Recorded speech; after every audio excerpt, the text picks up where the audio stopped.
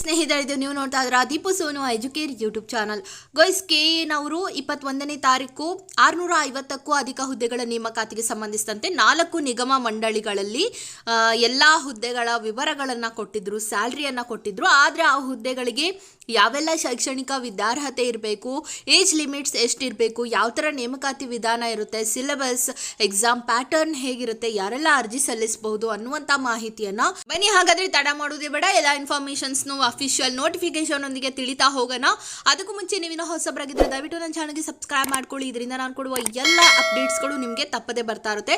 ನಾನು ಮೊದಲನೇದಾಗಿನೇ ಕರ್ನಾಟಕ ಕಟ್ಟಡ ಮತ್ತು ಇತರೆ ನಿರ್ಮಾಣ ಕಾರ್ಮಿಕರ ಕಲ್ಯಾಣ ಮಂಡಳಿಯ ಒಂದು ನಿಗಮದಿಂದ ಬಿಟ್ಟಿರುವಂಥ ಹುದ್ದೆಗಳನ್ನು ಫಸ್ಟ್ನೇದಾಗಿ ಹೇಳ್ತಾ ಇದ್ದೀನಿ. ಸೊ ಈ ಕರ್ನಾಟಕ ಕಟ್ಟಡ ನಿರ್ಮಾಣ ಕಾರ್ಮಿಕರ ಕಲ್ಯಾಣ ಮಂಡಳಿಯಲ್ಲಿ 4 ರೀತಿಯ ಹುದ್ದೆಗಳಿದೆ. ಒಂದು ಕಲ್ಯಾಣಾಧಿಕಾರಿ, ಎಲ್ಲ ಗ್ರೂಪ್ C ಹುದ್ದೆ ಆಗಿರುತ್ತೆ. ನೆಕ್ಸ್ಟ್ ಕ್ಷೇತ್ರ ನಿರೀಕ್ಷಕರು, ಪ್ರಥಮ ದರ್ಜೆ ಸಹಾಯಕರು ಅಂದರೆ FDA ಹುದ್ದೆಗಳು, ಆಪ್ತ ಸಹಾಯಕರು, SDA ಹುದ್ದೆಗಳು.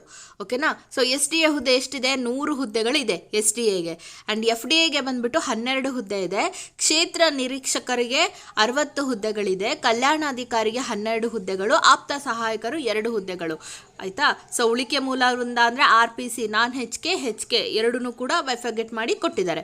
ಏನು ಬೇಕು? ನೀವೀಗ ಕಲ್ಯಾಣ ಅಧಿಕಾರಿಗೆ ಅಪ್ಲೈ ಮಾಡ್ತೀರಾ ಅಂತಂದರೆ ಡಿಗ್ರಿ ಪಾಸ್ ಆಗಿದ್ರೆ ಸಾಕು.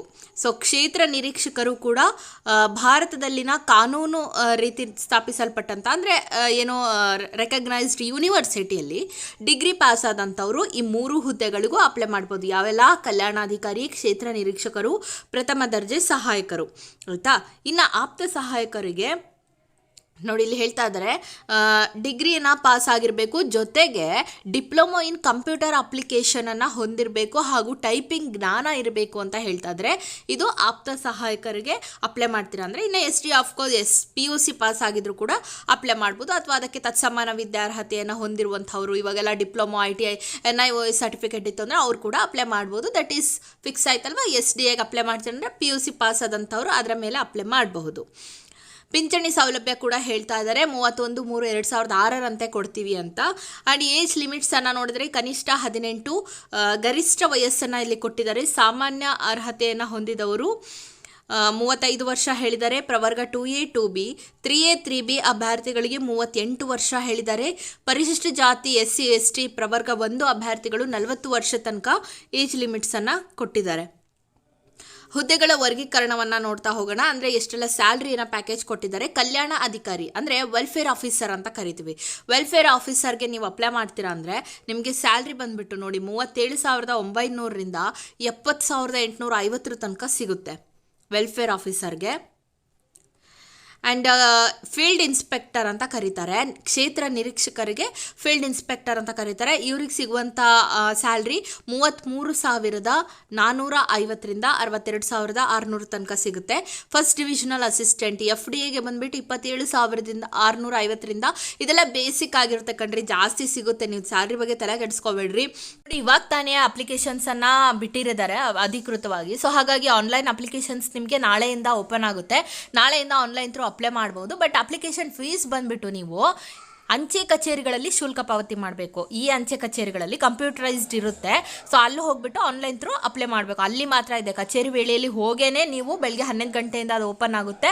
ಅಲ್ಲಿ ಹೋಗಿ ನೀವು ಅಪ್ಲೈ ಮಾಡಬೇಕು, ಅಮೌಂಟನ್ನು ಕೊಡಬೇಕು. ಅದು 26ರಿಂದ ಶುರುವಾಗುತ್ತೆ, 26ನೇ ತಾರೀಕಿನಿಂದ. ಬಟ್ 23ಕ್ಕೆ ಅಪ್ಲೈ ಮಾಡ್ತೀರಾ, ಬಟ್ ಅಮೌಂಟನ್ನು ಬಂದುಬಿಟ್ಟು 26 ನಂತರ ನೀವು ಕೊಡೋದಕ್ಕೆ ಶುರು ಮಾಡ್ತೀರಾ. ಆ್ಯಂಡ್ ನೀವು ಆನ್ಲೈನ್ ಥ್ರೂ ಅಪ್ಲೈ ಮಾಡಲು ಕಡೆಯ ದಿನಾಂಕ, ಲಾಸ್ಟ್ ಡೇಟ್ ಯಾವುದಪ್ಪ ಅಂದರೆ ಜುಲೈ 22ನೇ ತಾರೀಕು ಸಂಜೆ 5:30 ತನಕ ಟೈಮ್ ಕೊಟ್ಟಿದ್ದಾರೆ. ಆ್ಯಂಡ್ ಶುಲ್ಕ ಪಾವತಿ ಮಾಡಲು ಕೂಡ 25ನೇ ತಾರೀಕು 7ನೇ ತಿಂಗಳು ಅಂದರೆ 25ನೇ ತಾರೀಕಿಂದ ಅಂದರೆ ಅಲ್ಲಿ ಲಾಸ್ಟ್ ಡೇಟ್ ಏನು ಅಪ್ಲೈ ಮಾಡಲು ಲಾಸ್ಟ್ ಡೇಟ್ ಆದಮೇಲೆ ಮತ್ತೆ 4 ದಿನ ಹೆಚ್ಚಿಗೆ ಕೊಟ್ಟಿರ್ತಾರೆ ನಿಮಗೆ.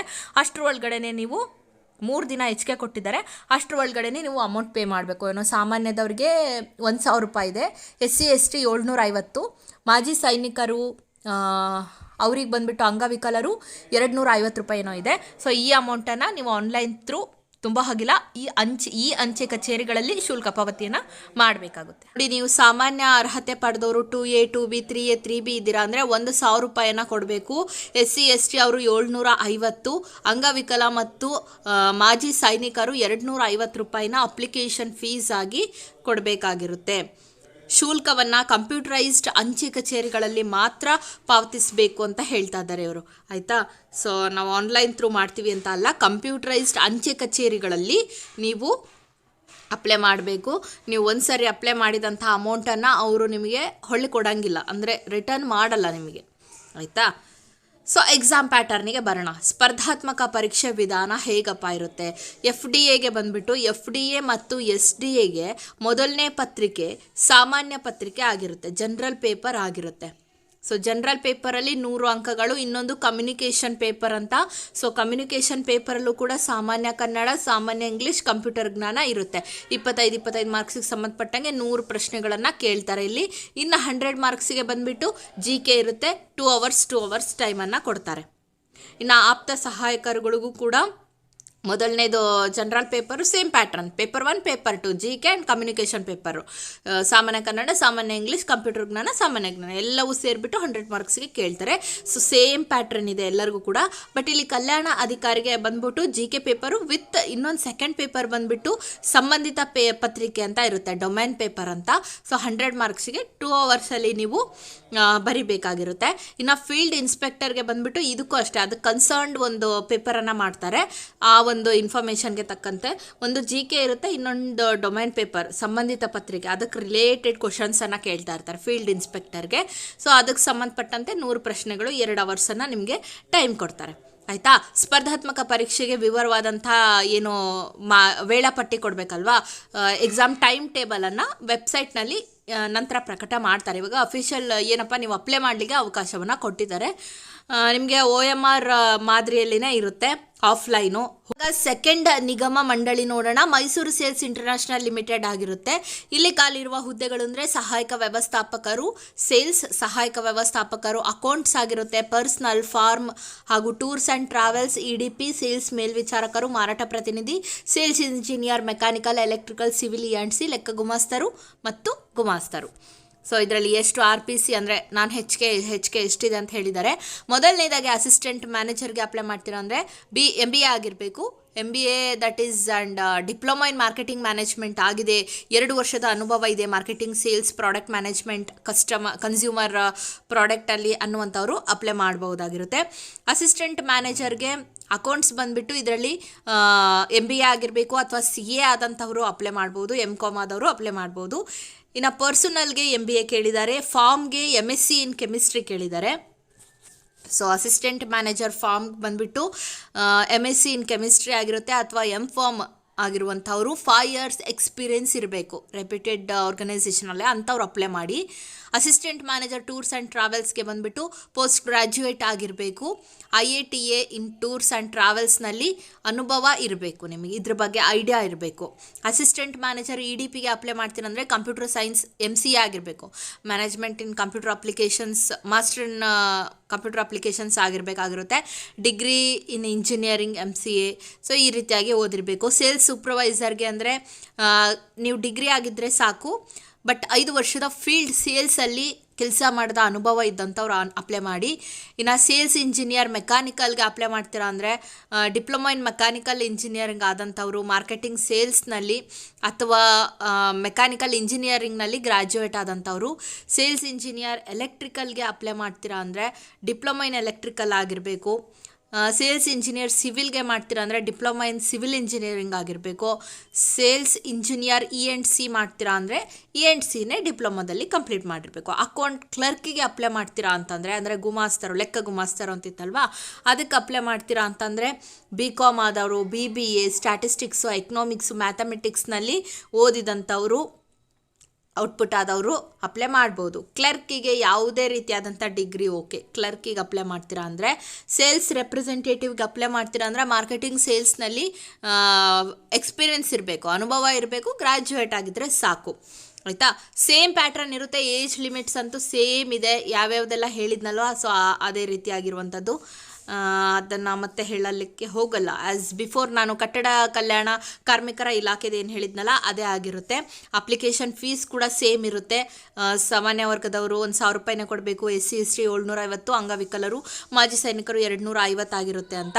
ಇನ್ನು ಎಕ್ಸಾಮ್ ಪ್ಯಾಟರ್ನ್ಗೆ ಬರೋಣ, ಯಾವ ಥರ ಇರುತ್ತೆ ಅಂತ ನೋಡಿ. ನೀವು ಮೊದಲನೇದಾಗಿ ಸಹಾಯಕ ವ್ಯವಸ್ಥಾಪಕರು, ಸೇಲ್ಸ್, ಅಕೌಂಟ್ಸ್ ಮತ್ತು personal, form, tours and travels ಎಲ್ಲದಕ್ಕೂ ಕೂಡ ಒಂದೇ ಥರ ಇದೆ. ಎಕ್ಸಾಮ್ ಬಂದುಬಿಟ್ಟು ಸಾಮಾನ್ಯ ಪತ್ರಿಕೆ, ನಿರ್ದಿಷ್ಟ ಪತ್ರಿಕೆ ಅಂತ. ಸೊ ಒಂದು ಸ್ಪೆಸಿಫಿಕ್ ಪೇಪರ್ ಇರುತ್ತೆ, ಒಂದು ಜನರಲ್ ಪೇಪರ್ ಇರುತ್ತೆ. 200 ಪರ್ ಪೇಪರ್ ಇರುತ್ತೆ, ಅಂದರೆ 200 ಮಾರ್ಕ್ಸ್ಗಳು ಇರುತ್ತೆ. ಒಂದು ಪೇಪರಿಗೆ 2 ಗಂಟೆ ಅವಕಾಶ ಕೊಡ್ತಾರೆ.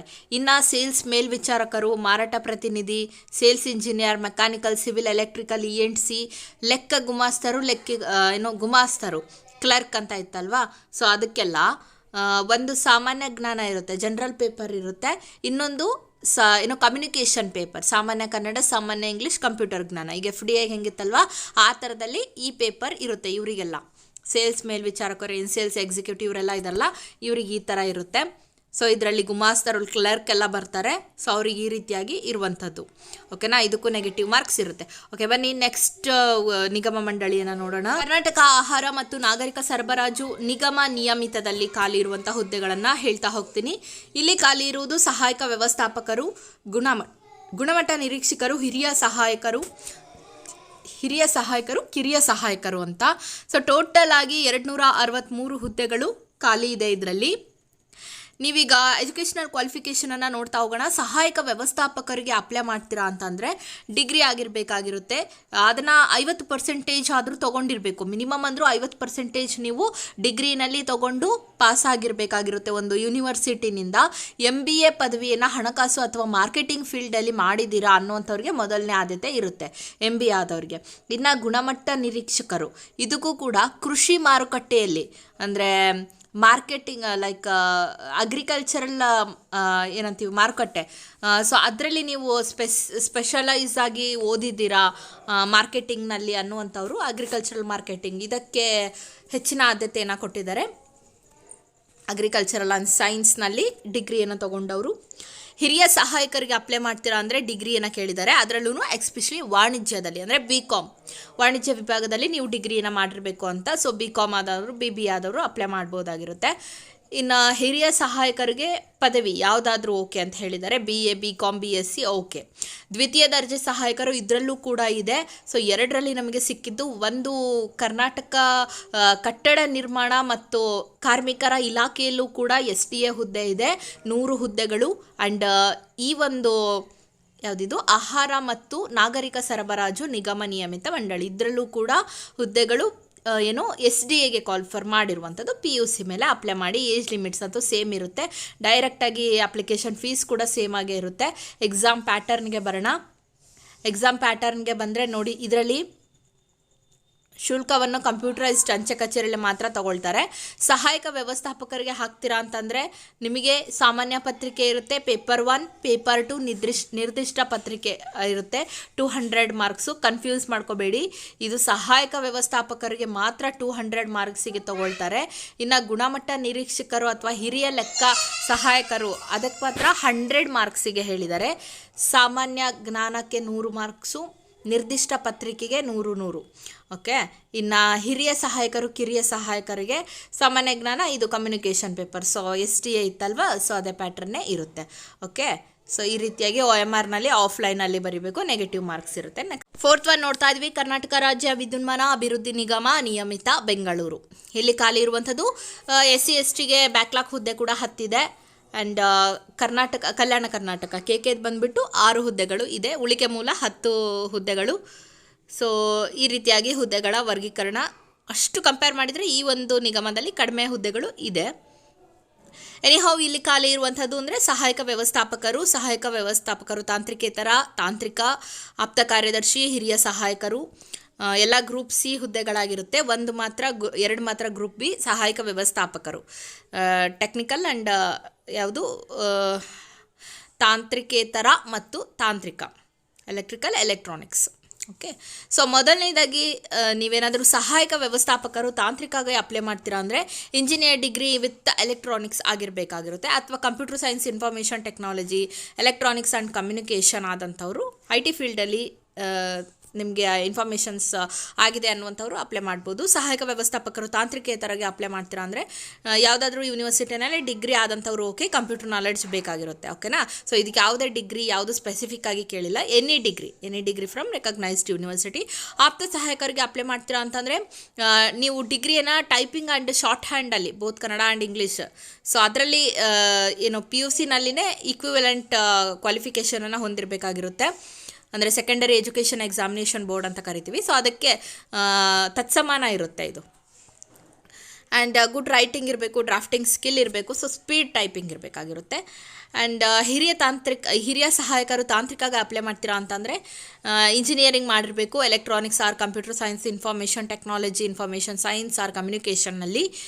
ಇಲ್ಲ ತಾಂತ್ರಿಕೇತರಿಗೆ ಅಪ್ಲೈ ಮಾಡ್ತೀರಾ ಅಂದರೆ ಯಾವುದಾದ್ರೂ ಡಿಗ್ರಿ ಓಕೆ. ಇದು ಹಿರಿಯ ಸಹಾಯಕರು ತಾಂತ್ರಿಕಾಗೆ ಅಪ್ಲೈ ಮಾಡ್ತೀರಾ ಅಂತಂದರೆ electronics and computer science information ಆಗಿರಬೇಕು.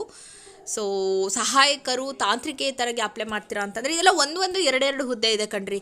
ಸೊ ಹಾಗಾಗಿ ನೋಡಿ ಹಾಕಿ. ಜಾಸ್ತಿ ಇರುವಂಥದ್ದು ಅಂತಂದರೆ ಕಟ್ಟಡ ಕಾರ್ಮಿಕರ ಇಲಾಖೆ ಸ್ವಲ್ಪ ಜಾಸ್ತಿ ಇದೆ ಕಂಪೇರ್ ಮಾಡಿದರೆ ಎಲ್ಲದರಲ್ಲೂ. ಇನ್ನೊಂದು ಯಾವುದೋ ಇದೆ. ಓಕೆ, ನಾನು ತುಂಬ ಡಿಟೇಲಾಗಿ ತಿಳ್ಕೊಂಡು ನಿಮಗೆ ಅದ್ರ ಬಗ್ಗೆ ಮತ್ತೆ ವಿಡಿಯೋ ಮಾಡ್ತೀನಿ, ಯಾವ್ದು ಹಾಕೋದು ಬೆಟರು. ಜಾಸ್ತಿ ಇತ್ತು ಪೋಸ್ಟು ಅಂದರೆ ಸ್ವಲ್ಪ ಚೆನ್ನಾಗಿರುತ್ತಲ್ವಾ.